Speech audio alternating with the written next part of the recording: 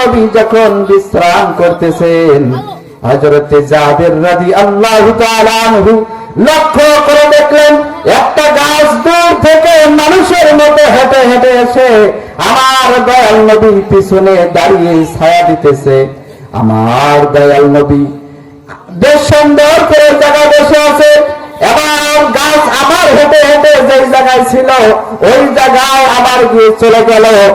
জাবের রাদিয়াল্লাহু তাআলা আনহু ডাক দিয়া বলে, ইয়া রাসূলুল্লাহ, ইয়া হাবিবাল্লাহ, নবী গো, ওগো মায়ার নবী, দয়ার নবী, এই গাছটা জানি কেন মানুষের মতো হেঁটে হেঁটে এসে আপনার পিছনে ছায়া দিতেছে। নবীজি ডাক দিয়া বলে, জাবের রে, তুমি কি জানোনি আমার আল্লাহর কাছে এই গাছটা ফরিয়াদ করেছে? গাছ বলছে, রব্বুল আলামিন, দূর থেকে আপনার নবীকে দেখে মন ভরে না। ও রব্বুল আলামিন, দয়াল নবীকে দেখে আমার মন ভরে না। আপনি যদি আমাকে সেই শক্তি দিতেন, আমি আমার দয়াল নবীকে একটু ছায়া দিতাম। বলেন না সুবহানাল্লাহ।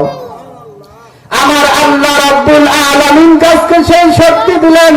গাছ মানুষের মতো হেঁটে হেঁটে গেলেন, আবার চলে আসলেন সাহাবী থেকে, ইয়া রাসূলুল্লাহ, ইয়া হাবিবাল্লাহ, একটা গাছ যদি আপনার প্রেমে পাগল হতে পারে, আমরা কেন হতে পারি না?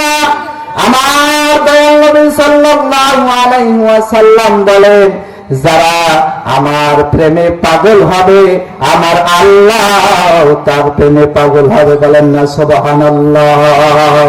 আমার আল্লাহ রাব্বুল আলামিন ডাক দিয়া বললেন কোরআনুল মাজিদের মধ্যে, কুল ইন কুনতুম তুহিব্বুনাল্লাহ